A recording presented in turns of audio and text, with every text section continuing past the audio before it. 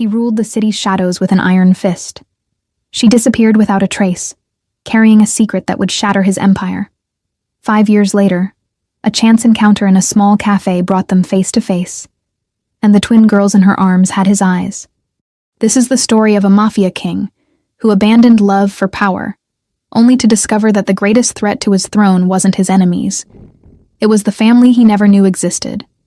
A tale of second chances, dangerous truths, and a love that survived betrayal.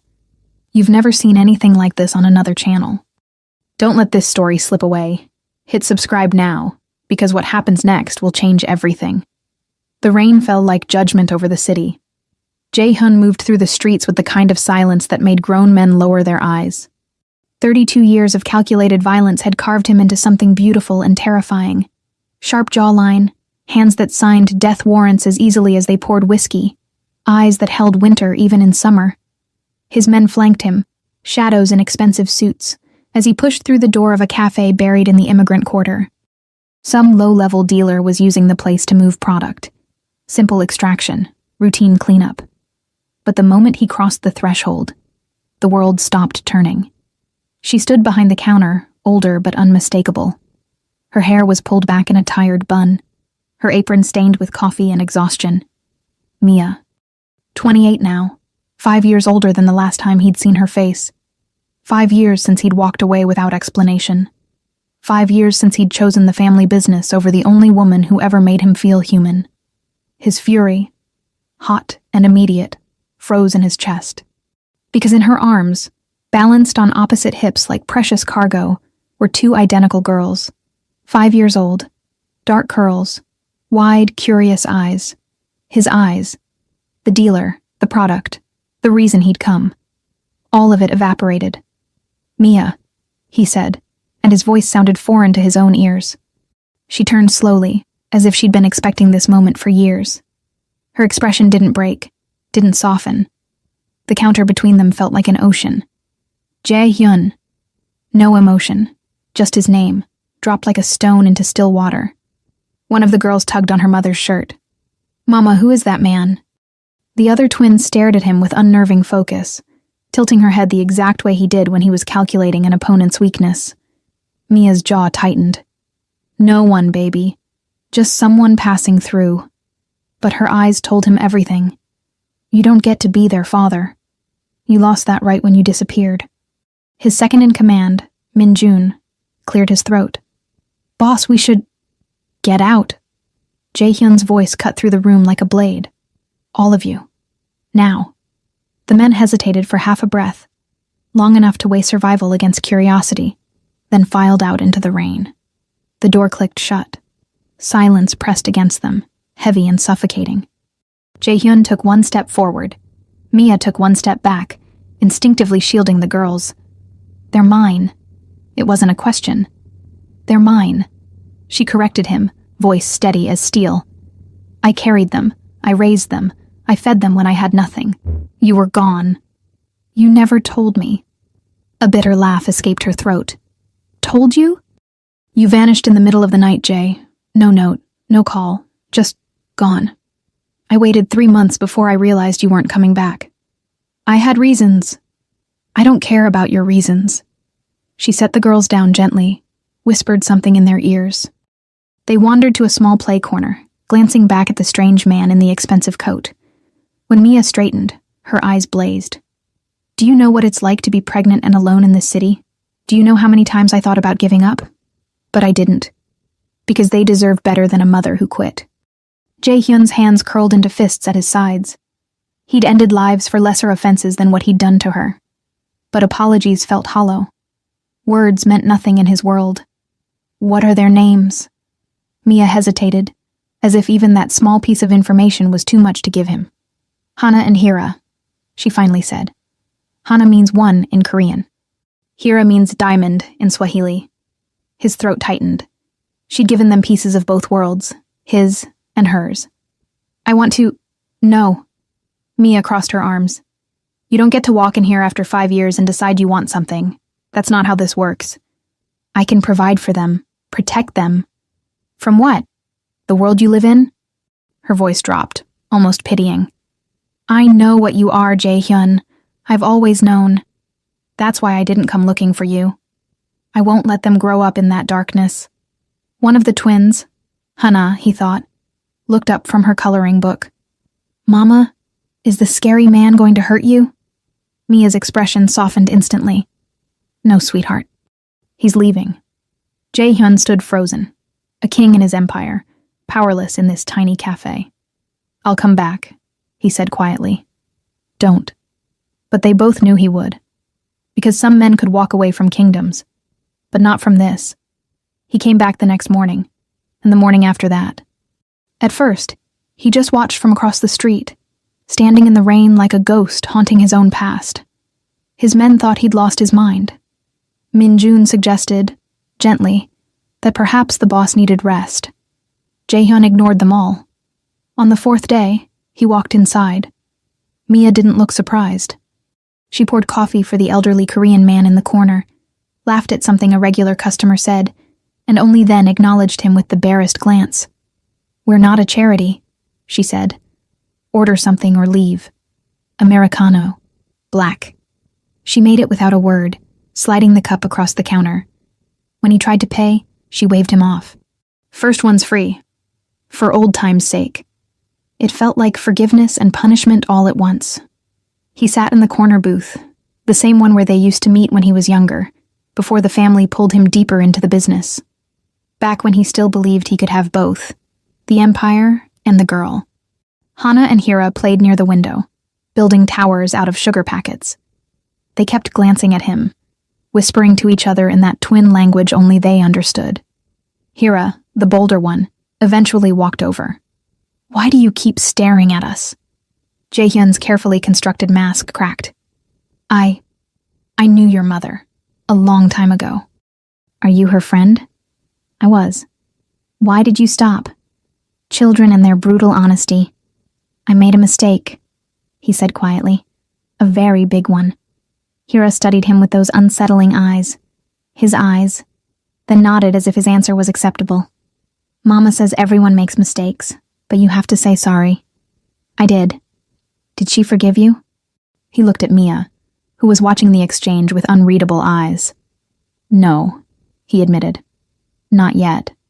Hira patted his hand, a gesture so gentle it nearly undid him. Keep trying. That's what Mama tells us. Then she skipped away, leaving him alone with the weight of his failures.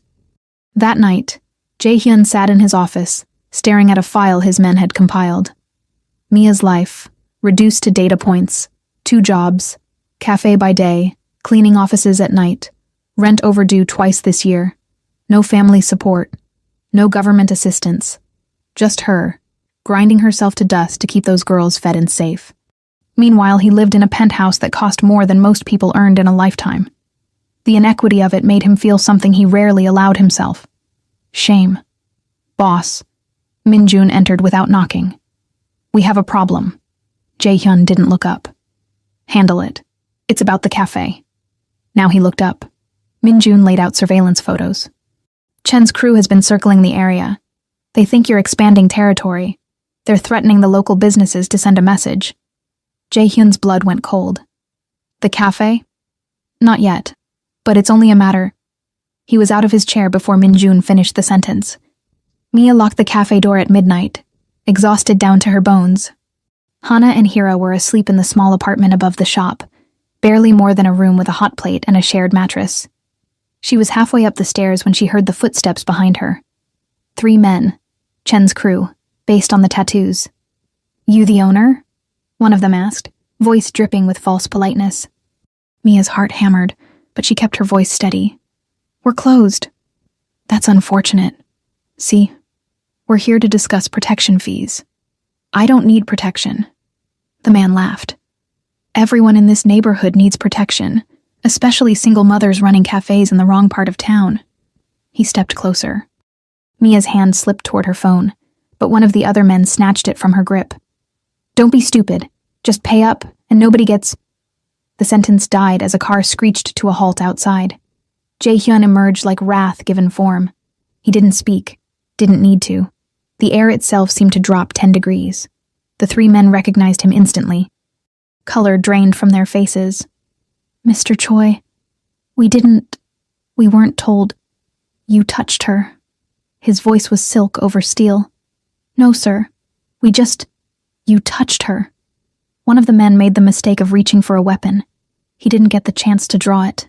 Jae-hyun moved with brutal efficiency, every strike precise, economical, devastating.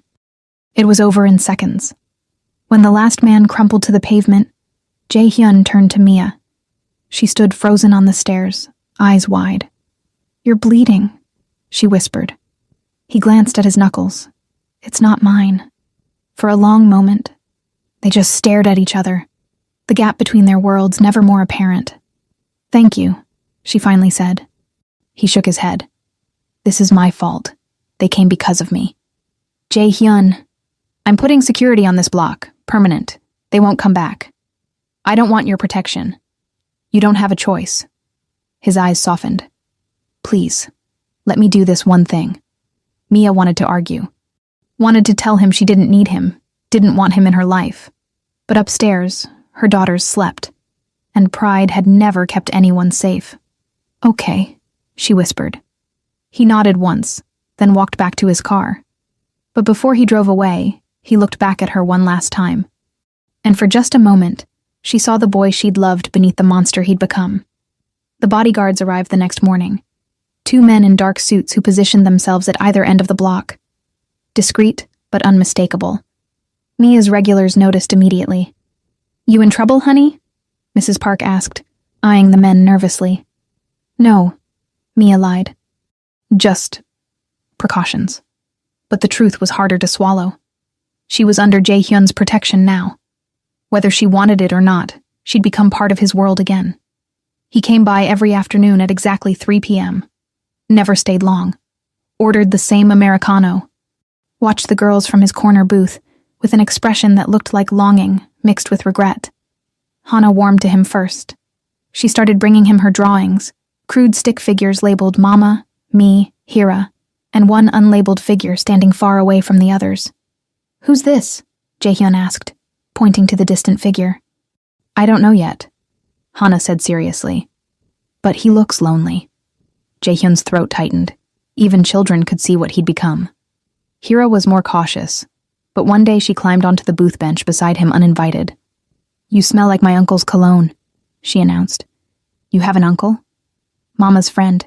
He visits sometimes." Jealousy flared, hot and unexpected. "Is he? Does your mother like him?" Hira shrugged. "I think he likes her, but Mama says she doesn't have time for that stuff." "Smart woman." "Are you sad?" Hira asked suddenly. The question caught him off guard. "Why do you ask?" "You have sad eyes. Like the dog at the shelter before Mama said we couldn't keep him." Christ, he was being compared to an abandoned puppy by a 5-year-old. "Maybe a little," he admitted. "You should smile more. It helps." She hopped down and ran back to her sister, leaving Jae-hyun staring after her in wonder. 3 weeks into this strange new routine, Mia finally broke. She found him waiting after closing, leaning against his car in the rain. "You can't keep doing this," she said, arms crossed against the cold. "Doing what?" "Hovering, watching, sending guards, acting like you have some claim to us." "I don't—" He stopped, chose his words carefully. "I'm not trying to claim anything. I need to know they're safe." "Why? Because they're yours?" "Because they're yours." His voice cracked slightly. "Because I failed you once, and I won't let it happen again." Mia's anger wavered. "You can't protect us from everything, Jay. I can try." They stood in the rain, the space between them charged with 5 years of unsaid things. "They ask about you," Mia admitted quietly. "Hana wants to know why you're sad. Hira thinks you're lonely. They're perceptive. They're children. They see simple truths that adults complicate." Jae-hyun stepped closer, careful not to crowd her. "What do you see?" "I see a man trying to fix something that's already broken." "Is it? Broken beyond repair?" Mia looked up at him, rain streaming down her face. "I don't know anymore." For the first time in 5 years, she didn't pull away when he reached for her hand. His fingers curled around hers, gentle, tentative, like holding something sacred. "I can't undo the past," he said softly. "But if you let me, I'd like to try to be present for the future." "As what? A father?" "You don't know the first thing about being a father." "Then teach me." The vulnerability in his voice nearly broke her. "This world you live in," she whispered, "it's dangerous, dark. I won't expose them to that." "I know, and I won't ask you to." He squeezed her hand. "But I can be better. For them. For you." Mia wanted to believe him. God, she wanted to believe him so badly it hurt. But she'd learned the hard way that wanting something didn't make it true. "One dinner," she said finally. "With the girls. Somewhere public, nowhere near your business." Hope flared in his eyes. "When?" "Sunday, 6 p.m. There's a family restaurant 2 blocks from here. I'll be there." She pulled her hand away, already regretting the decision. "If you disappoint them, Jae-hyun. If you hurt them the way you hurt me, I will never forgive you." "I won't." He said it like a vow. "I promise." Mia nodded and turned to go back inside. But before she reached the door, his voice stopped her. "Mia?" She looked back. "Thank you. For giving me a chance I don't deserve." She didn't respond, just disappeared into the cafe, leaving him alone in the rain. But as she climbed the stairs to her daughters, she allowed herself the smallest, most dangerous thing: hope. Sunday came slower than any week Jae-hyun could remember. He stood in front of his closet for 20 minutes, something he'd never done in his life, trying to decide what a father wore to dinner with daughters who didn't know he existed. Not the Tom Ford suit, too severe. Not the Rolex, too flashy. He settled on dark jeans and a simple black sweater, feeling ridiculous and nervous in ways that billion-dollar deals had never made him feel. Minjun watched from the doorway with barely concealed amusement. "Boss, you're sweating." "I'm not sweating." "You've changed shirts 3 times. Get out." But Minjun's expression softened. "For what it's worth, I think you're doing the right thing." Jae-hyun didn't respond. He wasn't sure there was a right thing when you'd already done everything wrong. The restaurant was exactly the kind of place Jae-hyun never went. Plastic menus, crayon cups on every table, a server in an oversized costume waving at children. It was perfect. Mia arrived exactly on time, holding both girls' hands. She dressed them in matching yellow dresses, their hair in careful braids. When Hana spotted him, she broke free and ran over. "You came! Of course I did." He crouched to her level. "I promised, didn't I?" Hira approached more cautiously, studying him with those unnerving eyes. "You look different. Good different or bad different?" She considered this seriously. Normal different. He'd take it. Mia joined them, and for a moment, they stood awkwardly. A fractured family pretending at wholeness. "Table for 4? The hostess asked cheerfully. 4, like they were a unit, like they belonged together. "Yes," Jae-hyun said before Mia could correct her. "Table for 4. Dinner was chaos in the best way. Hana spilled juice twice. Hira insisted on ordering for everyone, listing items with the confidence of a tiny CEO. Mia tried to maintain order, but eventually surrendered to the beautiful mess of it all. And Jae-hyun? He watched them with the kind of attention he usually reserved for enemy movements and business contracts. The way Mia cut Hana's food into small pieces without being asked. The way Hira's nose crinkled when she laughed. The way both girls had his stubborn chin and Mia's generous mouth. "Why are you staring?" Hana asked, pointing a chicken finger at him. "Because I'm trying to memorize this," he said honestly. "Memorize what?" "This moment. All of you." Mia's eyes met his across the table, and something unspoken passed between them. Not forgiveness. Not yet. But maybe the beginning of understanding. "Do you have kids?" Hira asked suddenly. Jae-hyun's chest tightened. Mia's fork paused halfway to her mouth. I do," he said carefully. 2 daughters. "Where are they?" "Right here. Having dinner with me." The girls exchanged confused glances. "But we're not your—" Hana started. "Hana, Hira," Mia interrupted gently. "Eat your food, babies." They obeyed, but Jae-hyun could see the questions forming in their sharp little minds. Later. They'd have to explain it later. After dinner, they walked to a small park nearby. The girls ran ahead to the swings, and for the first time all evening, Jae-hyun and Mia were alone.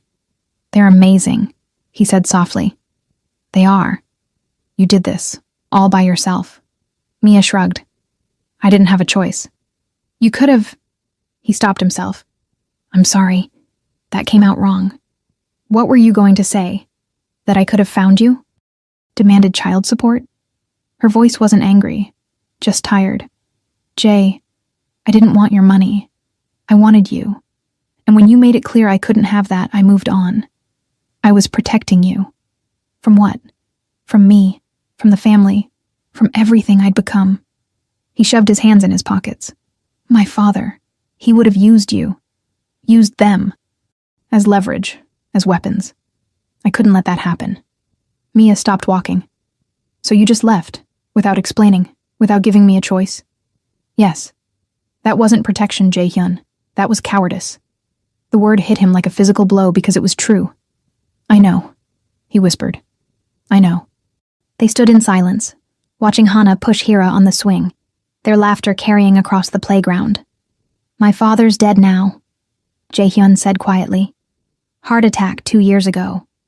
I run the family, which means I make the rules. And what rules have you made? That no one touches what's mine, ever again." Mia turned to face him.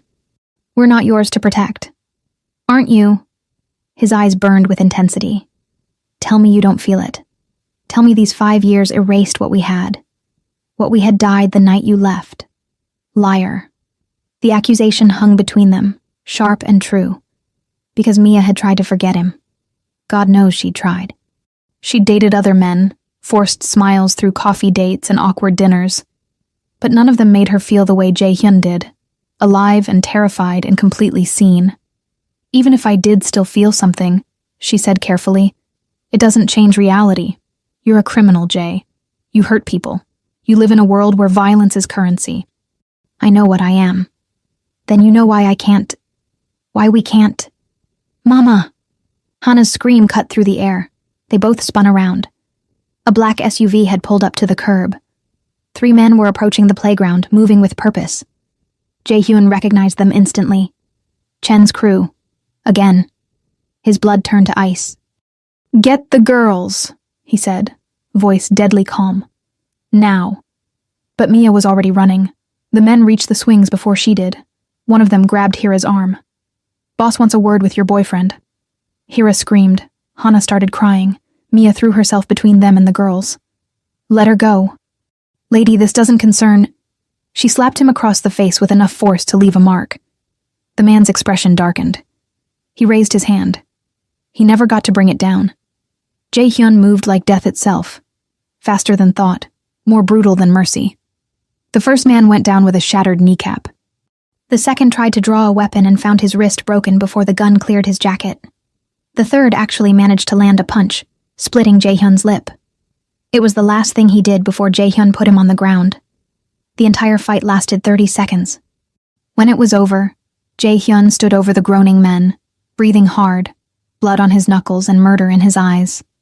"Tell Chen," he said softly, "that if he ever comes near them again, I will end his entire organization.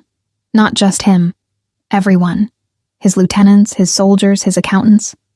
I will burn it all to ash and salt the earth where it stood." He pulled out his phone, made one call. "Clean this up. Now."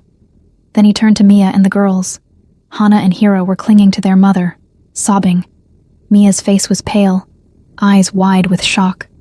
"I'm sorry," Jae-hyun said, and his voice broke. "I'm so sorry. This is exactly what I was trying to prevent." Mia didn't respond. Just gathered her daughters and walked away. He didn't follow. He'd promised to protect them. And instead, he'd brought danger right to their doorstep. Some promises he was learning were impossible to keep. That night, Jae-hyun sat in his office with a bottle of whiskey and a loaded gun. Not to use, just to remind himself what he was. His phone buzzed. A text from an unknown number. "They're safe. Both girls are asleep. But don't come by the café anymore. This has to stop. Mia." She must have gotten his number from the business card he'd left weeks ago.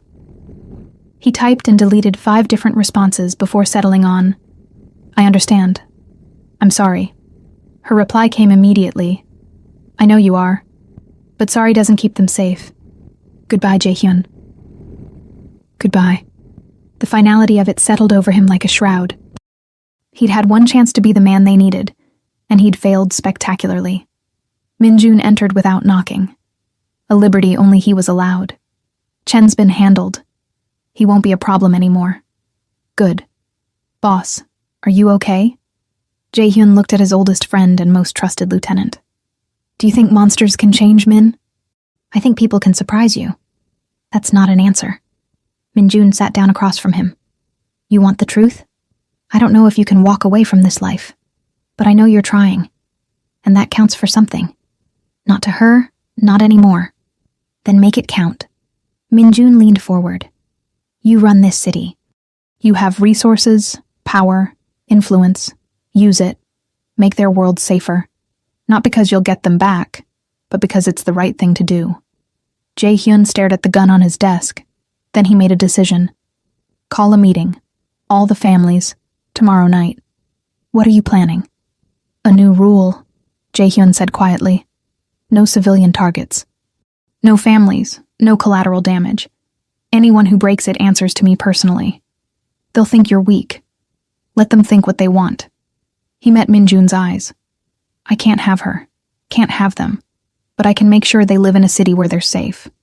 It wasn't redemption, but it was a start. 2 months passed. Mia threw herself into work, picking up extra shifts, keeping her hands busy so her mind wouldn't wander to dark-eyed men and impossible choices. The bodyguards remained at the end of the block. She tried calling the number on Jae-hyun's card to tell him to remove them, but it was disconnected. So they stayed. Silent sentinels she pretended not to notice. The girls asked about him constantly. Where's the sad man? Hana would ask every afternoon at 3 p.m., the exact time he used to arrive. He got busy, baby. Will he come back? I don't know. But she did know. He wouldn't. Because she'd asked him not to, and despite everything, Jae-hyun kept his promises. Even the ones that hurt. It was Mrs. Park who told her about the changes. Have you noticed? The elderly woman asked one morning, settling into her usual seat. Crime's down. Police say gang activity dropped 40% in 2 months. Mia's hands stilled on the espresso machine. Really? My nephew's a cop. Says the families made some kind of peace treaty. No more civilian targets. Mrs. Park smiled. Maybe we have a guardian angel. Mia didn't respond, but her heart knew the truth. Jae-hyun. He was keeping his distance but still protecting them. Just from farther away. It should have made her angry. Instead, it made her ache. The package arrived on a Tuesday. No return address. Just a manila envelope with her name written in careful Hangul. Inside, legal documents. Trusts set up in Hana and Hira's names. College funds, medical coverage. All of it anonymous, routed through so many shell companies it would be impossible to trace. And a note, handwritten. I can't be their father, but I can make sure they never want for anything. This isn't an apology. It's a promise. Jae-mia sat in her empty cafe after closing, reading the note over and over until the words blurred. He was giving them everything except himself. And somehow, that hurt worse than his absence. Hira got sick in the 3rd month. High fever, convulsions, a terrifying ambulance ride in the middle of the night. Viral meningitis, the doctor said. She'd recover, but it would be close. Mia sat by her daughter's hospital bed, holding her small hand, and felt the weight of every choice she'd ever made. Single parenthood meant no backup, no partner to spell her while she slept, no one to share the fear, just her and 2 little girls against the world. Hana climbed into the hospital bed with her sister, and Mia didn't have the heart to separate them. She must have dozed off, because when she opened her eyes, someone had draped a jacket over her shoulders. Expensive fabric. Familiar scent. She turned. Jae-hyun sat in the chair across from her, looking exhausted and terrified. How did you know? She whispered. Hospital flagged her insurance. I have alerts set up. He wouldn't meet her eyes. I know you said to stay away. I can leave if... Stay. The word surprised them both. He stayed. All through the night, he sat with them in silence. When Mia needed coffee, he brought it. When the nurses came with updates, he listened intently, asking the right questions in that calm, commanding way of his. And when Hira's fever finally broke at 4 a.m., he closed his eyes and let out a breath that sounded like prayer. "Thank you for coming," Mia said softly. "There's nowhere else I'd be." Dawn light filtered through the hospital windows. In sleep, Hana and Hira looked impossibly small and precious. "I've been thinking," Mia began carefully, "about what you said, about wanting to be present." Jaehyun went very still. "I was angry at you for leaving, but I was also angry at myself for letting you matter so much." She looked at her daughters. "They ask about you, every day, and I realized I can keep you away to protect them from your world, or I can let you in and teach them how to navigate it. Mia, I'm not saying we're together. I'm not saying I forgive you." She met his eyes. "But maybe we can try. For them. I don't deserve— No, you don't. But they deserve a father. Even an imperfect one." Jaehyun's composure cracked. "I'll do better. I swear it. I'll be whatever they need. Then start by being honest. They'll figure it out eventually. We should tell them together." He nodded, not trusting his voice. They told the girls 2 weeks later, after Hira was fully recovered. Mia sat them down in the apartment, Jaehyun beside her on the worn couch. "You know how sometimes families look different," Mia began gently. "Some kids have a mom and dad who live together. Some have just a mom, or just a dad. Some have 2 moms or 2 dads." Hana nodded seriously. "Like Sophie at daycare. She has 2 houses." "Exactly." "Well, our family is like that too." Mia took a deep breath. "You have a dad, and he loves you very much. He just hasn't been around." Both girls turned to stare at Jaehyun with wide eyes. "You're our dad?" Hira asked. "Yes. Why didn't you live with us?" "God, how did you explain adult mistakes to children?" "Because I made choices that hurt your mom, and I thought staying away would keep you safe." He crouched to their level. "But I was wrong, and I'm sorry. Are you going to leave again?" Hana's voice was small. "No. If you'll let me, I'd like to be part of your life." "What does that mean?" Hira asked, ever practical. Mia jumped in. "It means he'll visit. Maybe take you for ice cream sometimes. Be there for important things." "Like birthdays?" "Like birthdays." The girls looked at each other, having one of their silent twin conversations. Finally, Hana spoke. "Okay, but you have to promise not to be sad anymore." Jaehyun's throat tightened. "I'll try. And you have to promise not to make Mama cry." He looked at Mia, saw the tears she was fighting back. "I promise." Hira climbed onto his lap with the fearlessness of children who don't know to be afraid. "Do we call you Dad?" The word hit him like lightning. "You can call me whatever you want." She considered this. "What about Appa? That's Korean for dad, right?" He couldn't speak, could only nod. "Okay, Appa." She said it like it was settled. "Can we have ice cream now?" And just like that, the impossible became real. The first month of co-parenting was awkward. Jaehyun picked them up every Saturday at noon.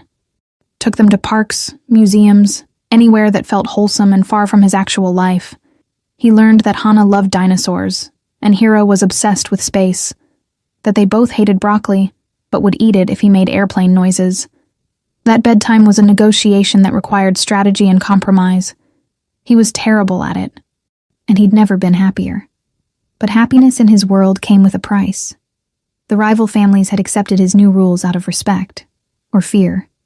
Chen's organization was one of the few that pushed back. "You're going soft, Choi," Chen said at a tense meeting. "This no civilians bullshit is bad for business. It's not up for debate." "What if I make it one?" Jaehyun's expression didn't change, but the temperature in the room dropped. "Then you'll learn very quickly why people fear me." Chen backed down. For now. But Jaehyun knew it wouldn't last. Men like Chen didn't forgive, didn't forget. They waited for weakness. And then they struck. The call came on a Wednesday night. Minjun's voice was tight with controlled panic.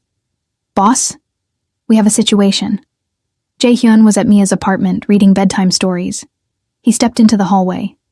Talk. Chen's planning something. My source says he's targeting the café.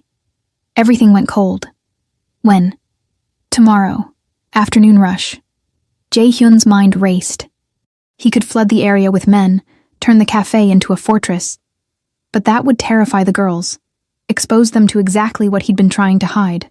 Or he could end Chen tonight. Permanently. The old Jae-hyun wouldn't have hesitated, but the old Jae-hyun didn't have daughters reading him bedtime stories in the next room. Appa? Hana appeared in the doorway. Are you coming back? We're waiting. He looked at his phone. At Minjun waiting for orders. Then at Hana, in her dinosaur pajamas, completely trusting that he'd come back to finish the story. Handle Chen, he told Minjun quietly. I don't care how. Just make sure he's not a problem by morning. Boss, I have to go. My daughter needs me. He hung up and followed Hana back inside. Some choices were impossible, but some were the easiest thing in the world. Chen was handled by Dawn. Jae-hyun didn't ask for details. Didn't need to. Minjun knew how to make problems disappear. What mattered was that when Saturday came, he could take Hana and Hira to the aquarium without looking over his shoulder. They pressed their faces against the glass, watching jellyfish pulse through artificial currents, and he realized something profound. This was power. Not the empire, not the fear, not the money or the control. This. Two little girls holding his hands, calling him Appa, trusting him to keep them safe. This was what he'd been fighting for his entire life without knowing it. 6 months into their fragile arrangement, Mia invited him to stay for dinner. Not pick up the girls and leave. Actually stay. It felt monumental. He brought wine. Expensive, but not so expensive it would make her uncomfortable. And flowers that made Hana and Hira giggle. Those are for Mama, not you, Hira informed him. I know, but I thought maybe you two deserved something too. He produced 2 small boxes. Inside, delicate gold necklaces with their initials. The girls squealed and immediately put them on, running to show their mother. Mia emerged from the kitchen, saw the necklaces, then looked at him with an expression he couldn't quite read. Too much? He asked quietly. No, they're perfect. Dinner was spaghetti. Simple, chaotic, perfect. Sauce got everywhere. Hana told an elaborate story about a playground incident that may or may not have been entirely fictional. Hira corrected her timeline 3 times. And Jae-hyun? He sat at the cramped table in the tiny apartment and felt richer than he'd ever felt in his penthouse. After the girls went to bed, he helped Mia clean up. They worked in comfortable silence, a rhythm they'd somehow developed. Him washing, her drying, moving around each other in the small kitchen like a dance they'd been practicing for years instead of months. They love you, Mia said softly. I love them. He paused. Is that allowed? To say that? Of course it's allowed. You're their father. I know, but I'm still figuring out what that means. Mia set down the dish she'd been drying. Can I tell you something? Anything. I was so angry at you for so long. Angry that you left. Angry that you came back. Angry that you made me feel things I thought I'd buried. She met his eyes. But watching you with them. Jay, you're trying so hard. And it shows. I'm terrified I'll fail them. You will. All parents fail sometimes. But you keep showing up anyway. That's what matters. He set down the sponge, turning to face her fully. And what about you? What about me? Have you forgiven me? Mia was quiet for a long moment. I'm working on it. That's more than I deserve. Probably. A small smile. But you're growing on me. Like a persistent weed. He laughed. Actually laughed. And the sound was so unexpected they both stopped. I didn't know you could do that, Mia said, eyes wide. Do what? Laugh. Real laughter, not that cold corporate thing. I'm learning. He took a careful step closer.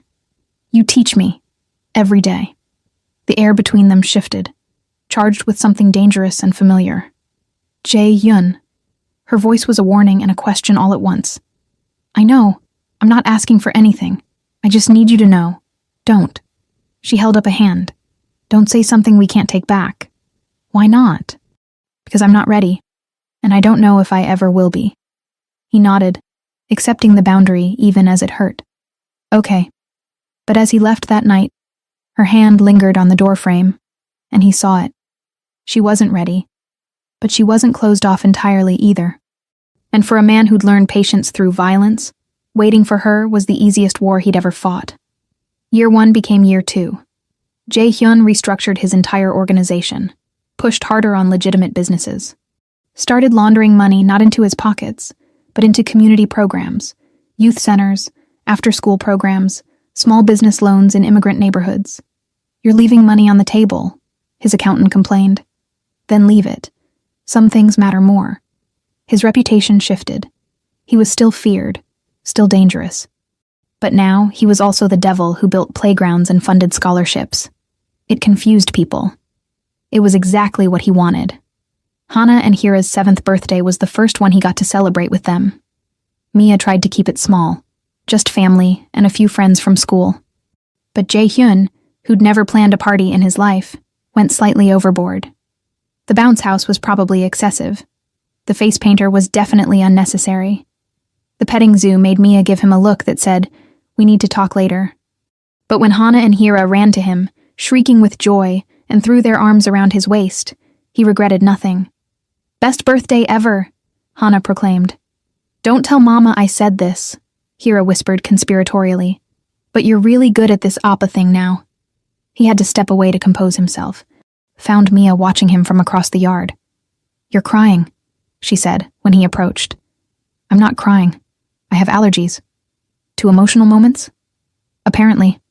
She smiled, really smiled, and handed him a napkin. "Thank you. For this. For everything. It's what they deserve. It's what we all deserve," she corrected gently. And maybe it was the way the afternoon light caught her face. Or maybe it was 2 years of slowly rebuilt trust. But Jae-hyun made a decision. "Mia, I need to tell you something." "Okay. I'm stepping back. From the family business." She went very still. "What?" "Not completely. I'll still oversee things, make sure nothing falls apart. But I'm transitioning leadership to Min-jun. He's smart, capable, and honestly less terrifying than I am." "Why?" "Because I've spent my whole life building an empire that means nothing if I can't be here for this." He gestured at the party. Children laughing, cake being served, Hana and Hira showing their friends the presents. "I want to take them to school, help with homework, be at every birthday, every recital, every stupid school play. Jae-hyun, I want to be a real father, not just the guy who shows up on weekends with expensive gifts." Mia's eyes glistened. That's huge." "I know, and I'm not asking for anything in return. This is for me. For them." He paused. "But if there's any part of you that thinks maybe someday we could—" She kissed him. Right there in the middle of the birthday party, with 6 parents watching, and Hana and Hira squealing in the background. It was brief, soft, terrifying. When she pulled back, her cheeks were flushed. "I'm not saying we're together. I'm not saying everything's fixed. I know. But I'm saying, maybe, someday, if you keep being the man you're becoming instead of the man you were, I can do that." He touched his forehead to hers. "I'll do whatever it takes." "Good, because my daughters deserve the best version of you." "And their mother?" Mia smiled. "She's working on forgiving you. Ask me again in 6 months. I'll wait 6 years if I have to. Let's start with 6 months." The transition took time. Jae-hyun spent mornings in meetings, teaching Min-jun the nuances of keeping peace between families, managing territory disputes, maintaining the delicate balance of power. But by 3 p.m., he was at the café. By 5 p.m., he was picking up the girls from after-school programs. By 7 p.m., he was helping with homework, reading stories, tucking them in. It felt like learning to breathe in a new rhythm. Some nights were harder than others. Old instincts died hard. The urge to solve problems with fear and force still surfaced. But then Hana would ask him to play tea party, or Hira would need help with her science project, and he'd remember. This was the empire that mattered. 8 months after that birthday party, Mia found him sitting on her apartment steps at midnight. "What are you doing here?" she asked. not unkindly. Couldn't sleep. Thought I'd make sure the security lights were working. She sat beside him. That's the bodyguard's job. I like to check personally. They sat in comfortable silence, watching the empty street. The girls asked me something today, Mia said finally. What? If you were going to move in with us. Jae-hyun's heart stuttered. What did you say? I said I'd think about it. She looked at him. It's been almost 3 years, Jae. You've been consistent, patient. You've changed your entire life. Not for you. Liar. But she said it softly. At least a little for me. Okay? Maybe a little for you. He took her hand. But mostly for them. And for myself. I didn't like who I was. And now? Now I'm terrified, exhausted, and happier than I've ever been. Mia laughed. That's parenthood. Is it also love? She tensed. Jae, I'm not asking you to say it back. I just need you to know I love you. I've always loved you. Even when I left. Even when I was too stupid and scared to admit it. You're it for me, Mia. You and those 2 perfect girls upstairs. Tears slipped down her cheeks. I'm scared. Of what? That you'll leave again. That something will pull you back into that world. That I'll let myself love you again. And you'll break me. I can't promise I won't make mistakes, he said carefully. But I can promise I'll never leave again. Not unless you tell me to go. What if I get scared and push you away? Then I'll wait on these steps until you're ready to let me back in. She turned to face him fully, searching his eyes for any trace of the man who'd abandoned her. She didn't find him. In his place was someone softer. Someone real. 6 more months, she whispered. Ask me again in 6 months. That's 18 months total. I know. Is that too long? He kissed her forehead. I'd wait 18 years. You're such a sap now. Fatherhood ruined me. Good. She stood, pulling him up with her. Come on, let's go inside. It's cold out here. Mia, I'm not saying you're moving in, but you can stay tonight, on the couch. It wasn't everything, but it was enough. 6 months later, on a quiet Sunday morning, Mia woke to find Jae-hyun in the kitchen with Hana and Hira, making pancakes. Well, attempting to make pancakes. There was batter everywhere. Appa said he used to be good at chemistry, Hira explained seriously. But I don't think pancakes are chemistry. They're definitely science, Hana argued. Just failed science. Jae-hyun looked up, flour in his hair, and grinned sheepishly. Help? Mia laughed, joining them in the chaos. And as they cooked together, 4 people creating something messy and imperfect and beautiful, she realized this was her family, not despite the broken pieces, because of them. Every scar, every mistake, every second chance had led them here. Jae-hyun, she said softly while the girls argued about chocolate chips. Yeah? Move in with us. He froze. What? You heard me. Move in, officially. Be here. Not on weekends, not on holidays. Every day. Are you sure? She kissed him, tasting maple syrup and hope. I'm sure. I love you. I've loved you through all of it. The anger, the hurt, the healing. And I'm done being scared. I love you too. He pulled her close. So much it terrifies me. Good. We'll be terrified together. Hana and Hira noticed them kissing and groaned dramatically. Does this mean Appa's staying forever? Hira asked.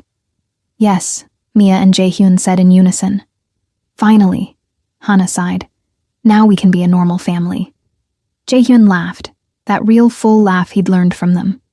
I don't know about normal, he said, scooping both girls into his arms. But we'll definitely be family. And in that moment, surrounded by pancake batter and laughter and love, he finally understood. You don't inherit an empire. You build one. One breakfast at a time. One bedtime story at a time. One second chance at a time. His father had ruled through fear. But Jae-hyun would leave behind something far more powerful. Love. The end.